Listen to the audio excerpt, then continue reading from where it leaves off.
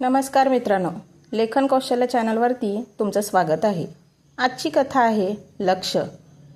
एकदा गरुडाचं पिल्लू नुकतंच उडायला शिकलं होतं।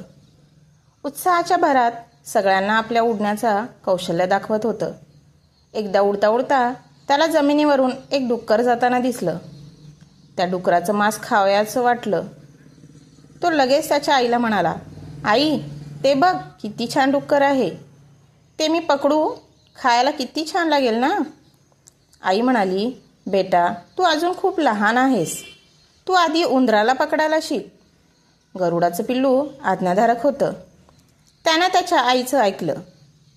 लवकरच तो उंदीर पकडायला तरबेज झाला। काही दिवसांनी गरुडाच्या पिल्लाने पुन्हा आईला विचारलं, मी आता उंदीर पकडायला शिकलोय, आता मी डुक्कर पकडू? आई म्हणाली, अजून नको, तू आधी सशाला पकडून दाखव। पिल्लू म्हणालं, ठीक आहे आई। पिल्लानं सराव सुरू केला आणि काही दिवसातच तो ससा पकडायला शिकला। काही दिवसांनी पुन्हा त्याने आईला विचारलं, आई, आता मी डुक्कर पकडू का? आई म्हणाली, तू आता बकरीचं कोकरू पकडून दाखव। पिल्लू म्हणाला, ठीक आहे। त्याने पुन्हा सरावाला सुरुवात केली आणि काही दिवसातच त्याने कोकरू पकडून दाखवलं। गरुडाच्या पिल्लात आता ताकद आली होती। ते मोठंही झालं होतं। त्याच्या पंखामध्ये आणि चोंचीमध्ये बळ आलं होतं आणि त्याच्यात आत्मविश्वास दिसत होता। एक दिवस गरुड, आई आणि पिल्लू एका फांदीवर बसले होते। एक डुकराचं पिल्लू जमिनीवरून जात होतं। पिल्लाने आईकडे बघितलं। आईने त्या पिल्लाला इशारा केला। गरुडाच्या पिल्लाने आत्मविश्वासाने झेप घेतली आणि एका झेपेतच ते डुकराचं पिल्लू उचललं आणि उंच टेकड्यावर नेऊन त्याचा फडशा पाडला। गरुडाच्या पिल्लाला आपलं लक्ष्य प्राप्त केल्याचा आनंद वाटत होता।